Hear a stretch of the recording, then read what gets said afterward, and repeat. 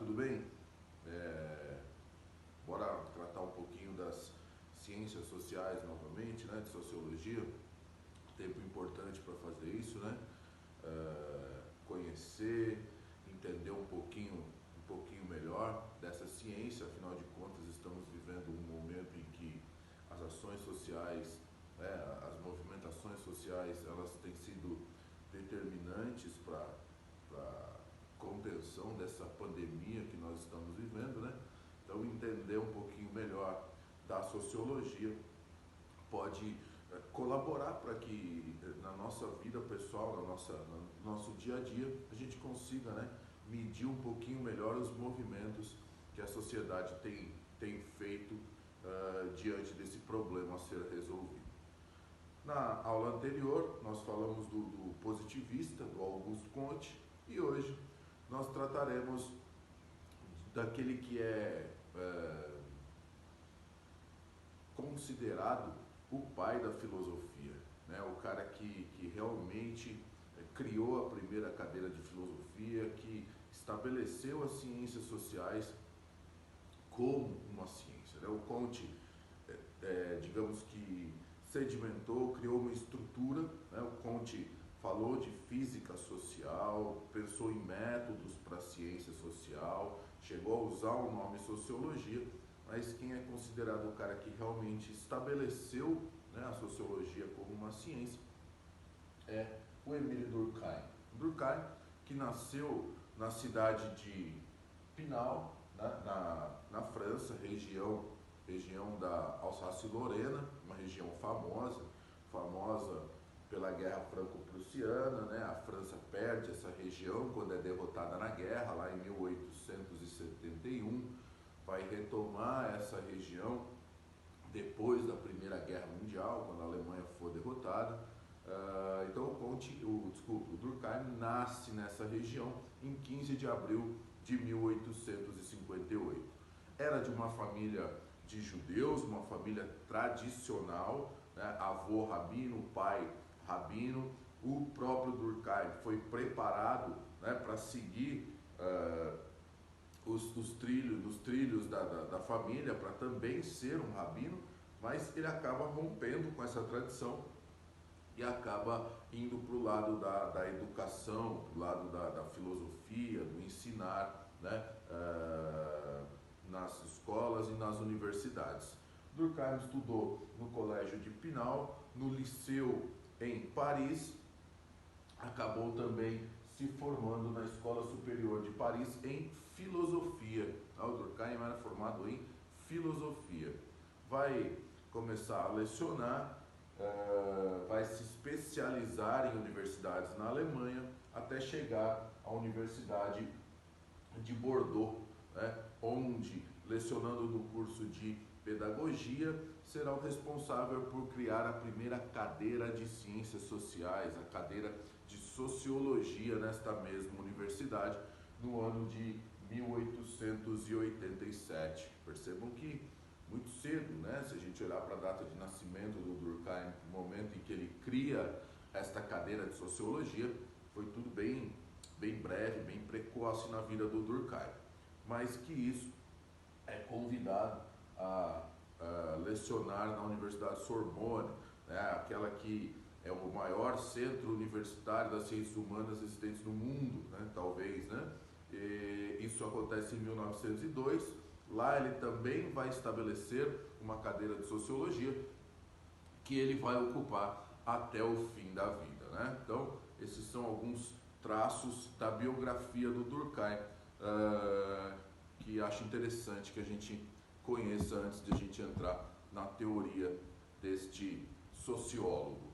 Primeiro, listei aqui algumas obras para vocês, obras importantes que o Durkheim escreveu. Não são todas, obviamente, ele tem mais obras, até obras póstumas, mas essas daqui chamam a atenção, né, da divisão social do trabalho, onde ele vai abordar a problemática, né, como o indivíduo não se sente recompensado, não se sente integrado na sociedade industrial. Lógico que pormenorizando essa obra, né, só dando um indicativo do caráter mais geral possível dessa obra, né, as regras do método sociológico, onde ele vai desenvolver aquele que foi talvez sua principal criação enquanto pensador, que é a teoria, né, o conceito do fato social, que nós abordaremos aqui, que acho que é o cerne do pensamento do Durkheim, e o suicídio, um estudo da sociologia. Aí neste livro ele vai tratar da questão do suicídio a partir da visão sociológica, se distanciando da psicologia, né? Abordando o suicídio como um evento que é diretamente influenciado por aquilo que o indivíduo vivencia em sociedade. Ok? Então essas são as 3 principais obras que esse cara vai produzir ao longo da sua vida. Lembrando que ele tem uma relação com o Comte, ele guarda, né, pontos estreitos com a teoria do Comte, ele é determinista, como o Comte foi, ele é um evolucionista, a influência da biologia, né, sobre esses pensadores do século XIX, ele é um organicista, ou seja, é um cara que acredita que os indivíduos são peças, são engrenagens, né, de um organismo maior que é a sociedade. Ele também acredita que a ciência social ela precisa seguir, né, os traços das ciências naturais, sendo uma ciência objetiva, que se distancia da subjetividade, das opiniões pessoais, né, dos achismos, digamos assim. Então, ele entende tudo isso assim como o Comte entendia, mas ele vai além do Comte. Ele acha que as ciências sociais elas devem, né, ser objetivas como as ciências naturais, seguir este método das ciências naturais, mas elas precisam ir além, elas têm que ter um método próprio, né? E este método próprio para o nosso amigo Émile Durkheim seria aquilo que nós chamamos aqui de fato social. E aqui sim nós chegamos ao principal aspecto do pensamento do Durkheim, aquilo que mais vai ser cobrado de você em possíveis provas que você for realizar sobre o assunto, né? Quando aparecer o assunto sociologia, o Émile Durkheim, você vai ser cobrado sobre fato social, né? Então, primeiro ponto, né? O fato social, o que vem a ser o fato social? Fato social, nas palavras do Durkheim, são as maneiras como nós sentimos, pensamos e agimos, né? Sentir, pensar e agir. Isso é fato social, né? Mas será que tudo que se pensa, que se faz, né, e que se sente é fato social?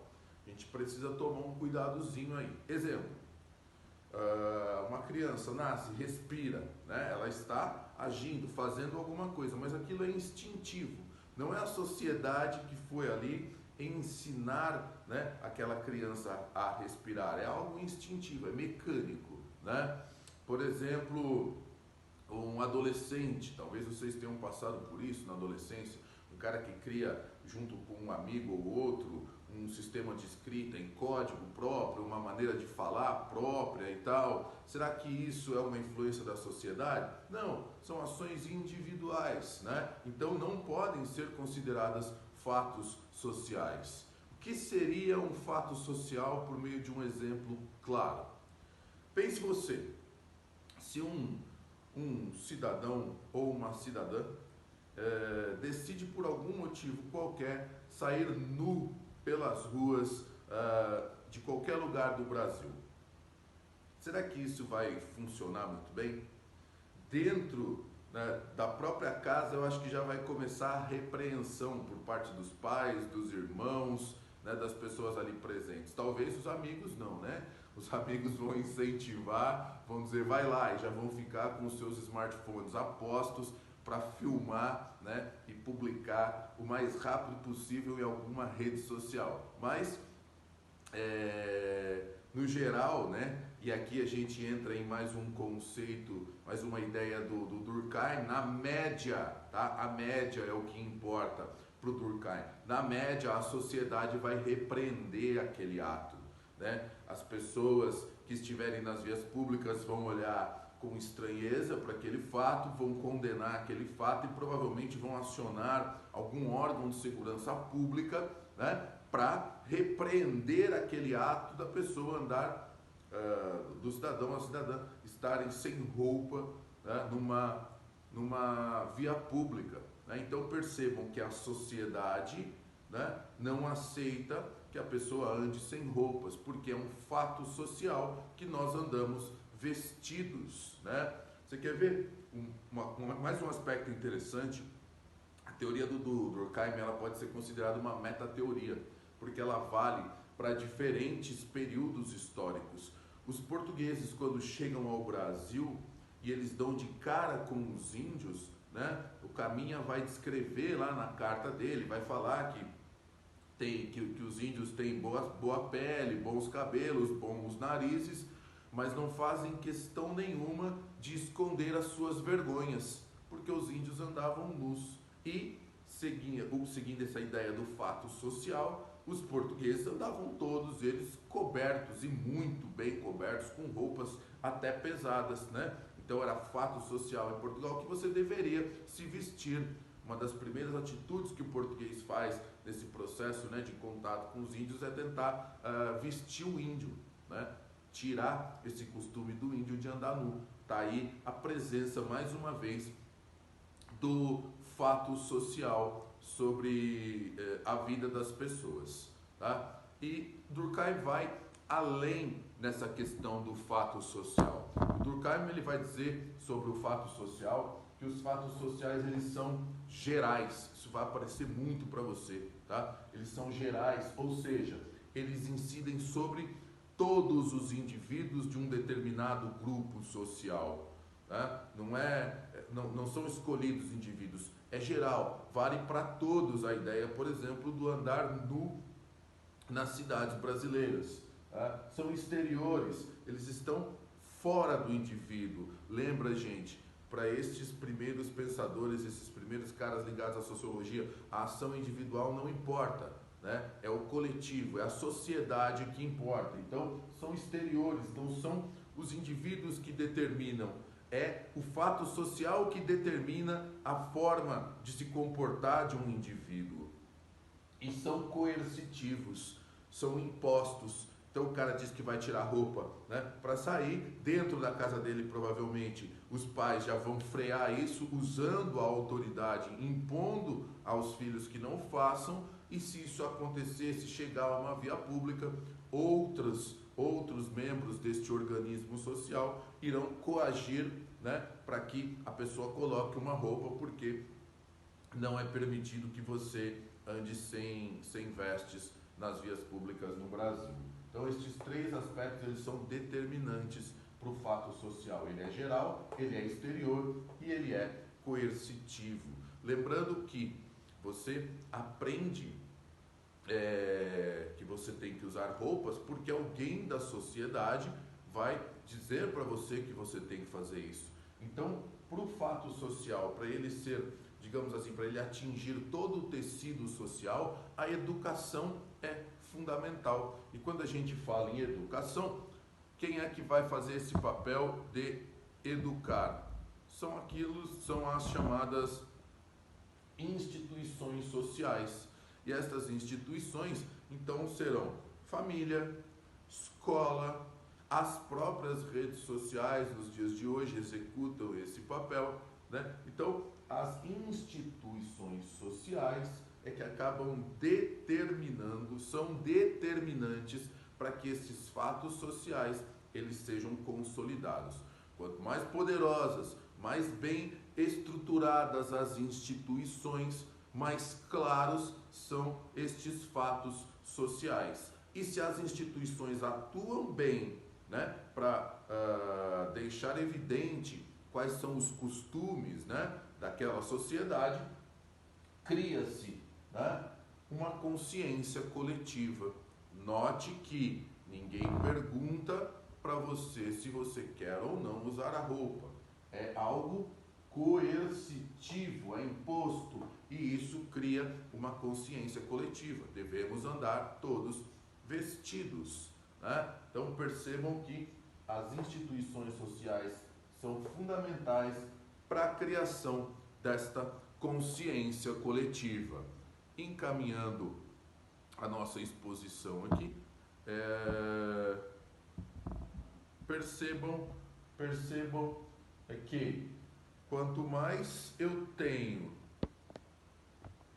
instituições sociais consolidadas, o tecido social se mantém mais homogêneo, ou seja, a sociedade fechada. A ideia do funcionalismo é outra ideia importante. Se cada um sabe da sua função, sabe o que tem que fazer e é recompensado por aquilo, a sociedade funciona melhor, a sociedade caminha melhor, ela não tem espaços, e esses espaços são um problema para o Durkheim, porque quando a sociedade não aceita, né, muito bem um fato social, abrem-se espaços no tecido social, e esses espaços possibilitam que surjam patologias, problemas sociais dentro daquele organismo em questão, ok? Então, instituições fortes, consolidadas, tecido social homogêneo. E para encerrar, para finalizar por hoje, chegamos aqui a um ponto determinante da teoria do Durkheim. Instituições sociais geram consciência coletiva. Se esta consciência coletiva ela é forte, os indivíduos têm um sentimento de pertencimento, de responsabilidade social. As instituições funcionam muito bem. Eu, como indivíduo, tenho que fazer a minha parte muito bem feita. A consciência coletiva é forte, né? As responsabilidades que os indivíduos têm diante desse tecido social são extremamente fortes. Então a sociedade funciona muito bem e ainda possibilita a ideia da chamada solidariedade social. Então, como eu estou satisfeito, eu me sinto recompensado por esta estrutura social, eu cumpro com a minha função e eu tenho um retorno nessa sociedade, eu crio um sistema de solidariedade social, onde as pessoas abrem mão, muitas vezes, de alguns desejos individuais pelo bem do todo, pelo bem da sociedade. E aqui, o Durkheim, ele acaba diferenciando solidariedade social de duas formas, a solidariedade mecânica e a solidariedade orgânica. A solidariedade mecânica, pelo termo mecânica, né? É um tipo de solidariedade que o Durkheim vai dizer que ela é mais presente no período antes da industrialização, nas sociedades tradicionais. Ele vai dizer que dentro destes organismos sociais, né, as pessoas que eram grupos, núcleos menores, né, em quantidade de pessoas, tudo é muito claro, as funções são muito claras, as pessoas se sentem contempladas, se sentem recompensadas por aquilo que elas realizam dentro deste organismo social, né? Então, nós temos uma estrutura social onde as pessoas onde se forma uma consciência coletiva muito forte. A presença da religião ajuda muito isso. Quando surge alguma dúvida, eles vão dizer o quê? É a vontade de Deus, e as pessoas acatam, né? Então o nobre, né, ele vai sair para a guerra, ele vai guerrear, ele sabe que essa é a função dele, ele faz isso muito bem e ele se sente recompensado. O servo trabalha, produz alimentos e ele acha, ele entende que essa é a função dele dentro daquele organismo social. Então o tecido social é homogêneo. Agora, a sociedade orgânica, a sociedade industrial, né? Nós teremos indivíduos que realizam ações pequenas dentro de núcleos sociais muito maiores. O indivíduo não enxerga, não entende, né, a importância da sua função dentro dessa sociedade industrial. E esse indivíduo muitas vezes ele começa a não se sentir recompensado, ele não sente justiça com ele enquanto indivíduo dentro desse organismo social, E aí nós teremos a abertura de espaços naquele tecido social, o surgimento de patologias, o surgimento de problemas sociais, né, dentro dessa sociedade industrial. Mas esses dois conceitos nós ainda retomaremos, nós falaremos numa próxima aula um pouco mais da teoria do Durkheim, retomando os conceitos de solidariedade mecânica e solidariedade orgânica. Para esta aula de hoje eu fico por aqui, um abraço.